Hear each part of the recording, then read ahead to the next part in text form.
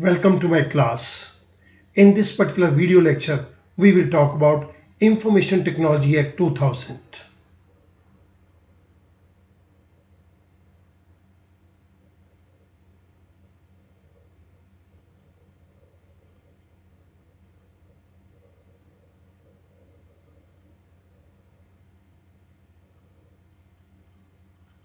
Information technology act 2000 को हमने 21 parts के अंदर डिवाइड कर दिया। इस पर्टिकुलर स्लाइड के अंदर आप देख सकते हैं यहाँ पर 10 टॉपिक्स लिखे हैं। ये 10 टॉपिक्स डिफरेंट वीडियो लेक्चर्स को शो कर रहे हैं। टॉपिक नंबर 11 से लेकर 21 तक हमने इस नेक्स्ट स्लाइड के अंदर प्रेजेंट किए हैं। This video lecture is 16th and it deals with contraventions. Cyber contraventions. So let's start with cyber contraventions. Cybercrime. Cyber contraventions and cyber offenses. Cybercrime is any criminal activity done using computer system and computer network. Computer system या computer network को use करके कोई भी criminal activity perform की जा रही है, then that is a cyber crime. The term cyber crime includes both cyber contraventions and cyber offences. इस साइबर क्राइम के अंदर हम दोनों टर्म्स को इंक्लूड कर देंगे, cyber contraventions and cyber offences. सबसे पहले हम डिफरेंस को अंडरस्टैंड करेंगे between contraventions and offenses.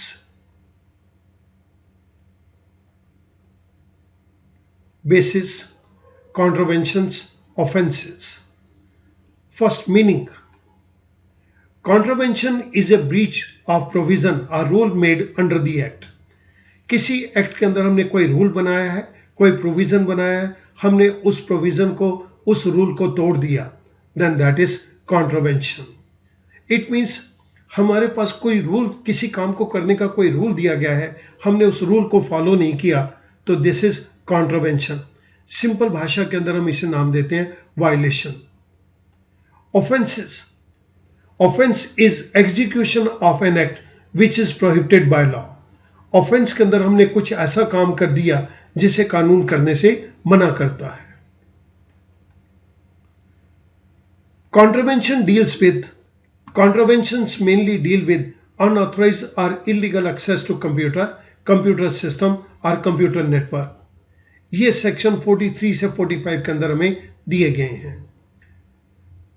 Offenses deal with serious types of crimes related to computer system or computer network, and they are given under section 65 to 78.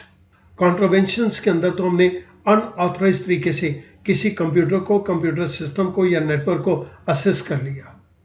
Offences के अंदर ये कुछ serious type के क्राइम्स हैं which involve the use of computer system और computer network. The third difference, nature. जब contraventions की बात करते हैं तो it is in the form of civil wrong. Here intention is not criminal in nature. यहां पर हमने कुछ गलत कर दिया पर हमारी इंटेंशन गलत करने की नहीं थी। ऑफेंस के अंदर मेंस रिया, क्रिमिनल इंटेंशन। कोई काम किया गया है तो उस काम को करने के पीछे हमारी इंटेंशन भी गलत थी। तो ऑफेंस का एक इंग्रेडिएंट है, एक बहुत ही जरूरी तत्व है, ये प्रेजेंट होना चाहिए। ऑफेंस तब माना जाएगा जब कुछ काम करने की पहले से ही इंटेंशन गलत थी। जहां पर कुछ गलत काम हो गया लेकिन इंटेंशन गलत काम करने की नहीं थी, it is a civil wrong. जहां पर सोच समझ के कुछ काम गलत किया गया, इंटेंशन ही गलत थी, ये बात का होना बहुत जरूरी है ऑफेंस के अंदर, और हम इसको टेक्निकल नाम देते हैं mens rea. That is we need to have criminal intention in the case of offence. Fourth, prosecution. Contravention में result in civil prosecution. Civil prosecution means एक आदमी को सिर्फ कुछ कंपनसेशन पे करने के लिए कहा जा सकता है। Here a person is liable to pay damages only by way of compensation. इस केस के अंदर कोई सजा नहीं दी जाएगी, सिंपली ये कहा जाता है कि जो नुकसान हुआ है आप उस नुकसान का कंपनसेशन दे दीजिए। ऑफेंसेस के अंदर ऑफेंस में रिजल्ट इन क्रिमिनल प्रोसिक्यूशन, जब कोई जुर्म किया गया है तो उसकी क्रिमिनल प्रोसिक्यूशन होगी। क्रिमिनल प्रोसिक्यूशन होगी मींस इस केस के अंदर एक व्यक्ति को जेल की सजा भी हो सकती है और उसके ऊपर फाइन भी हो सकता है, या ये दोनों हो सकते हैं। Fifth point, investigation. The controller appointed by the central government under the act or any other officer authorized by him has the authority to investigate any cyber contravention. अगर किसी व्यक्ति ने इस एक्ट के किसी रूल को वायलेट किया है तो कंट्रोलर उसकी वायलेशन को इन्वेस्टिगेट कर सकता है। लेकिन ऑफेंस के केस के अंदर a police officer not below the rank of inspector shall investigate any offence under IT act. This is given under section 78. Contravention के केस के अंदर कंट्रोलर या उसके द्वारा कोई भी ऑथराइज व्यक्ति इन्वेस्टिगेट कर सकता है, लेकिन ऑफेंस के केस के अंदर एक पुलिस ऑफिसर जिसका रैंक इंस्पेक्टर के रैंक का है वो ही ऑफेंस को इन्वेस्टिगेट कर सकता है under IT act, and this is given under section 78. सो ये तो एक बेसिक डिफरेंस था कॉन्ट्रावेंशंस एंड ऑफेंसेस का। कॉन्ट्रावेंशन मीन्स वायलेशन, हमने कुछ रूल को वायलेट कर दिया, किसी एक्ट के प्रोविजन को वायलेट कर दिया, लेकिन हमारी इंटेंशन यहाँ पे क्रिमिनल नेचर की नहीं है। लेकिन ऑफेंस के केस के अंदर हमारी इंटेंशन गलत काम करने के पीछे क्रिमिनल नेचर की होनी चाहिए, हमारी नियत ही गलत थी। सो हमारे पास साइबर कॉन्ट्रावेंशंस हैं एंड ऑफेंसेस हैं। The information technology act provides legal protection to the owner of computer resources against cyber crimes. IT act जिन व्यक्तियों के पास कंप्यूटर रिसोर्सेज हैं means hardware, software, networking capability या डेटा या इंफॉर्मेशन, जिन व्यक्तियों के पास ये चीजें हैं, IT एक्ट उन लोगों को लीगल प्रोटेक्शन देता है against cyber crime. Any illegal act or unauthorized use of computer or computer system or computer network constitutes cyber crime in the form of contravention or offense. कोई भी computer का, computer system का या computer network का हम illegal या unauthorized use करें तो ये साइबर क्राइम की कैटेगरी के अंदर आ जाता है, which may be in the form of contravention or offense. Section 43 to 45 of the Act deal with contraventions and penalties. IT Act के अंदर सेक्शन 43 से 45 तक ये कॉन्ट्रावेंशंस के साथ डील करते हैं और इनके अंदर कॉन्ट्रावेंशन से रिलेटेड पेनल्टीज भी बताई गई हैं। इस पर्टिकुलर वीडियो के अंदर हम बात करेंगे सिर्फ साइबर कॉन्ट्रावेंशंस की। Now penalties and compensation for contraventions. Section 43 provides for penalty and compensation for damage to computer system or network. A point. Any person accesses or secure access without authority. If a person accesses or secure access to computer system or computer network without authority, एक वो व्यक्ति जिसके पास authority नहीं है वो computer system या computer network को use करना शुरू कर देता है विदाउट अथॉरिटी, कंप्यूटर रिसोर्सेज के ऑनर को जो भी नुकसान होगा वो रिकवर किया जा सकता है। B point, any person without permission downloads, copies और एक्सट्रैक्ट्स एनी डेटा। अगर कोई भी व्यक्ति किसी कंप्यूटर से कोई डेटा डाउनलोड कर ले, कॉपी कर ले या डेटा या इंफॉर्मेशन को निकाल ले किसी कंप्यूटर सिस्टम में से या कंप्यूटर नेटवर्क में से, then he is liable to pay compensation. C point, introduces computer contaminant or virus. अगर कोई व्यक्ति किसी दूसरे व्यक्ति के कंप्यूटर के अंदर, कंप्यूटर सिस्टम के अंदर या नेटवर्क पर वो वायरस छोड़ देता है जिसके कारण दूसरे व्यक्ति को कुछ नुकसान पहुंचता है, कंप्यूटर रिसोर्स ऑनर को जो नुकसान पहुंचा है वो अपने नुकसान का कंपनसेशन रिकवर कर सकता है। D point, If any person damages any computer system or network or any computer database or program, अगर कोई भी व्यक्ति कंप्यूटर सिस्टम को डैमेज करता है, नेटवर्क को डैमेज करता है, कंप्यूटर के डेटा को डैमेज करता है या डेटाबेस या किसी प्रोग्राम को डैमेज करता है, फिजिकली कंप्यूटर को बिल्कुल डैमेज कर देता है, इन दैट केस उस व्यक्ति से कंपनसेशन को रिकवर किया जा सकता है। ई point, any person disturbs any computer system और नेटवर्क, अगर कोई व्यक्ति चलते हुए कंप्यूटर सिस्टम को या नेटवर्क को खराब कर देता है तो उससे जो भी नुकसान होगा वो रिकवर किया जा सकता है। If a person denies access to any person authorised to access any computer system and network, एक व्यक्ति जिसको कंप्यूटर या कंप्यूटर रिसोर्स या कंप्यूटर नेटवर्क यूज करने का अधिकार है लेकिन कोई दूसरा व्यक्ति उसे उन चीजों को यूज नहीं करने देता, इन दैट केस जिस व्यक्ति को यूज करने का अधिकार है उसे जो कुछ भी नुकसान होगा वो दूसरे व्यक्ति से रिकवर कर सकता है। G point, if he provides assistance to any person to access any computer system और network in contravention of any provision of this act और इट्स रूल्स, एक व्यक्ति अगर किसी दूसरे व्यक्ति की मदद करता है कंप्यूटर को एक्सेस करने में, कंप्यूटर सिस्टम को एक्सेस करने में या नेटवर्क को एक्सेस करने में, जो कि इस एक्ट के प्रोविजन के अगेंस्ट है या रूल्स के अगेंस्ट है, उस केस के अंदर जो व्यक्ति मदद दे रहा है कंप्यूटर रिसोर्स ऑनर उससे कंपनसेशन को रिकवर कर सकता है।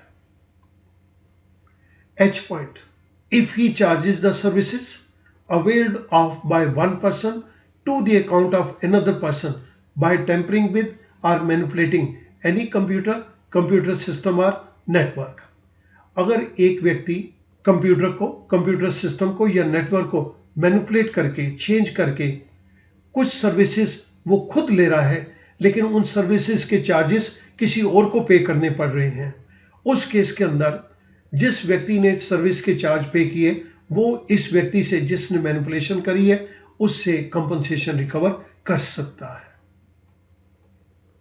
I point, if he destroys और अल्टर्स द इंफॉर्मेशन, अगर कोई व्यक्ति बिना परमिशन के किसी इंफॉर्मेशन को डिस्ट्रॉय या चेंज कर देता है जिसके कारण रियल कंप्यूटर सोर्स ऑनर को जो भी नुकसान होता है वो इस व्यक्ति से वो रिकवर कर सकता है। J point, if he steals, conceals और destroys the computer source code, अगर एक व्यक्ति कंप्यूटर सोर्स कोड कंप्यूटर के प्रोग्राम को चुरा लेता है, छुपा देता है या उसको डिस्ट्रॉय कर देता है, इसके कारण रियल रिसोर्स ऑनर को, रियल कंप्यूटर ऑनर को जो नुकसान होता है वो उसका कंपनसेशन इस व्यक्ति से रिकवर कर सकता है। स्टूडेंट, इन सभी केसेस के अंदर आपने ये देखा कि एक व्यक्ति कुछ गलत करके दूसरे व्यक्ति को नुकसान पहुंचा रहा है, दूसरे व्यक्ति जिसको जो भी नुकसान पहुंचा है वो पहले वाले व्यक्ति से जिसने नुकसान किया है उससे डैमेजेस रिकवर कर सकता है। Prior to IT Amendment Act 2008, the amount of damages by way of compensation was up to rupees 1 crore only. IT Amendment Act 2008 के आने से पहले ये डैमेजेस का अमाउंट मैक्सिमम 1 करोड़ हो सकता था, लेकिन IT Amendment Act ने इसको बहुत ही बढ़िया कर दिया। Now the quantum of damages is not fixed. कितने डैमेजेस मिलेंगे ये अमाउंट फिक्स नहीं है, and it varies from case to case based on the loss incurred by the party. यहां पर ये केस टू केस मेजर किया जाएगा और जितना पार्टी को नुकसान पहुंचा है वो सारा का सारा नुकसान रिकवर किया जा सकता है। सो इसके अंदर अब ये ₹1 करोड़ की कोई लिमिट नहीं है। Therefore, if anyone copies, deletes, downloads, alter data without authority or disrupt program, it comes within the scope of Section 43.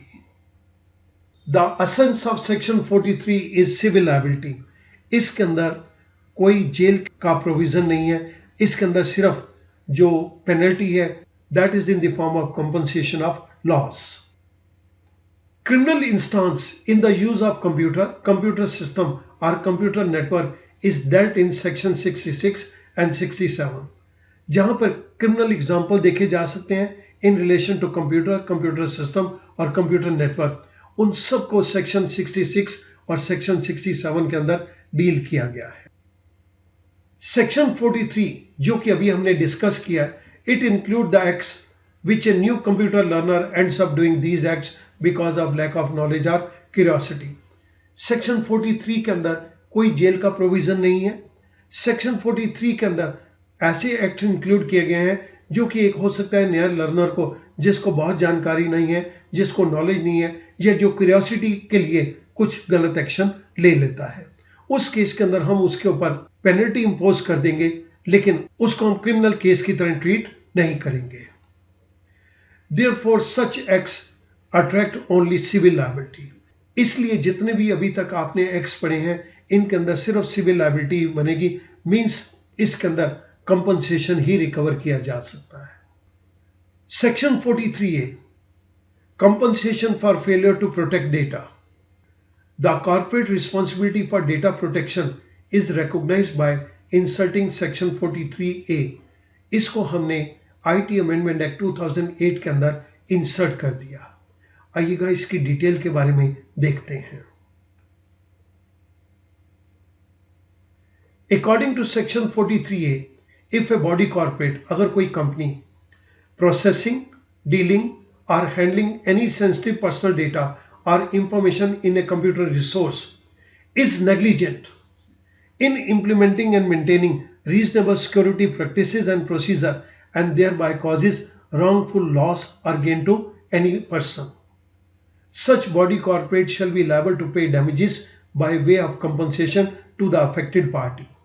According to section 43A, अगर कोई कंपनी प्रोसेस कर रही है, डील कर रही है, हैंडल कर रही है सेंसिटिव पर्सनल डेटा या इंफॉर्मेशन से, और वो कंपनी अपने काम के अंदर नेग्लिजेंट है in implementing and maintaining reasonable security practices, वो रीजनेबल सिक्योरिटी प्रैक्टिस को अडॉप्ट करने के अंदर नेग्लिजेंट है, या उन्होंने कुछ ऐसे प्रोसीजर फॉलो किए हुए हैं जिनके अंदर सिक्योरिटी को ध्यान में नहीं दिया जा रहा, इसके अंदर वो नेग्लिजेंट है और इसके कारण किसी व्यक्ति को लॉस या गेन हो जाता है, in that case such body corporate, such company shall be liable to pay damages by way of compensation to the affected party.